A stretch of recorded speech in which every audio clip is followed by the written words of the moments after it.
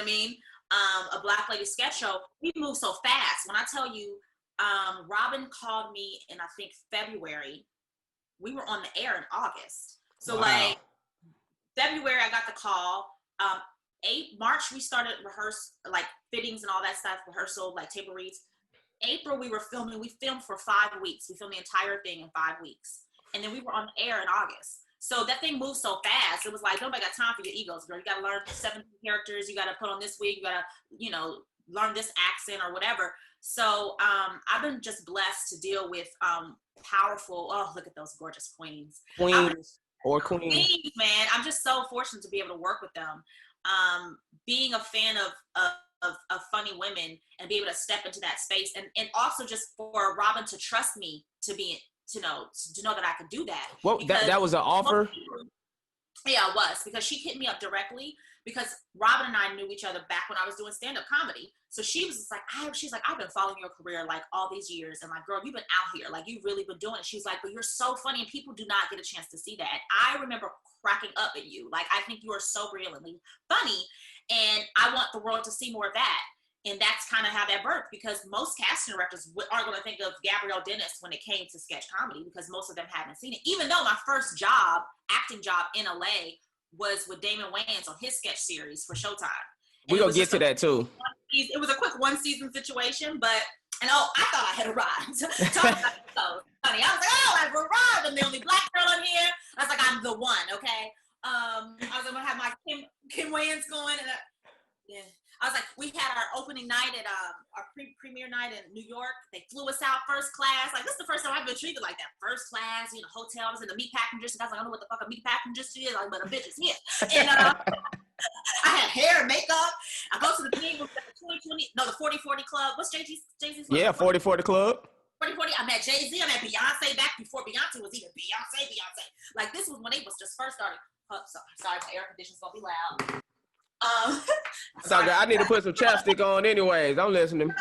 I had no pants. A lot of times I don't have no pants. But so I thought I had arrived. Like, I'm like, yo, like, this is the life. And we only lasted 1 season, but what was the question again? We were talking about a Black lady sketch show, but before we get back to that. My point was that most people wouldn't think of me to do sketch comedy because they have never seen me do that. And so most casting directors, I'm not the first girl that would come to mind. So I was very, very grateful for Robin to remember that of me, and to have left enough of an impression on her at some point in time for her to remember to call out and reach out to me in that moment. And it was funny, literally days before she texted me, I was just telling my team, I need to get back in comedy. Like, I'm diving too much to the other side where I don't want to be pigeonholed. I had to do comedy. And I was actually trying to get on Sherman Showcase at the time, but they had just wrapped. Oh, okay. I'm gonna do some sketch, like, there's all these sketches getting this rebirth, and I had actually tested for SNL years ago when they were looking for the Black girl, that whole controversy. They flew a bunch of us out there. You and Tiffany Haddish and Brescia, like, and Simone, Leslie, a whole bunch of people, Amber Ruffin, a lot of folks. And how was that experience? That testing for SNL? Testing for SNL was dope, and I'm gonna tell you why, because it was just like, first of all, I shouldn't say this, but a part of me didn't want the job, just because at that point I was grown, and sketch comedy money isn't network money. Like, no, it's not. We know this, right? So at this point, like, I'm a homeowner, like, I'm like, and you want me to move to New York, and like, I had to, like, readjusting my life was going to be a big thing. So, and it wasn't that I didn't want it, it was just a scary financial commitment. Because they work you on SNL. Like, not only are you performing, but like, you're working every day, you're writing every day, rehearsing. Like, I know people that have been on SNL, and it's a grind. So there was a lot of like, ooh, this is gonna be a real job.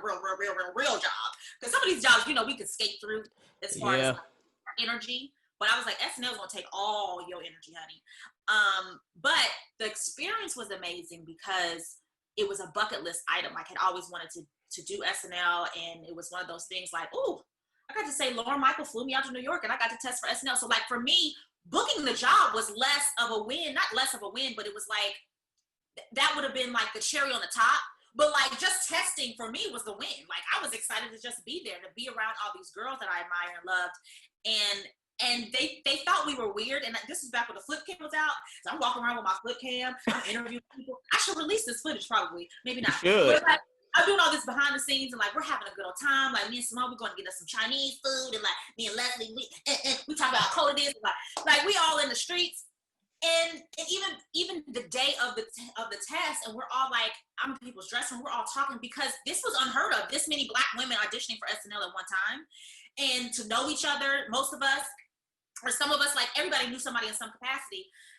And I remember one of the people working on the show, they commented, they was like, we've never seen anything like this. Most times when people test, they are in their rooms. They are not talking to the other person because it's like competition mode. You know what I mean? Right. But for me, it wasn't a competition. I was like, whoever gets this is a win for all of us. Like, absolutely, it's a good look. So that's the way I moved through. It's like life was like, yo, a win for me is a win for you. A win for you is a win for me. A win for one of us, a win for all of us. Because that leads to more opportunities. I feel like that opened the conversation where people were now like, why aren't there Black women in this space? Which years later leads down to people salivating, like their taste buds want more of that. So when a Black lady sketch show comes, it's like, damn, what took so long for a show like this to arrive? You don't even realize it was something that we needed. Right. You know what I mean? And once we have it, we're like, oh, whoa, what's taking so long? So I'm so grateful for Robin. Like, this is a genius idea to like bring this to the forefront. And it was all about timing. Maybe this wouldn't have worked 10 years ago, but something like that, Kenan being able to have that conversation and kind of like make that awkward and hit, you know, it went, you know, viral, that conversation about like, there's no Black women. Right. And Kenan Thompson. Yeah, Kenan Thompson leading those little baby steps up to that moment. So to me, it was a beautiful, like, I feel like I was a part of history. I was like, I'm here, we arrived, like, let's do it. Like, pop champagne, because it's a win anyway. Hey, how did you feel about your audition when you tested? Did you feel good about it? The funny thing was, I had been on their radar before by submitting a sketch reel, but in like original characters. The funny thing is, I did not audition with sketch. They found me through stand-up comedy. Oh, gotcha. So I did the, what do they call it? Not the presentation, when they have everybody come. Showcase?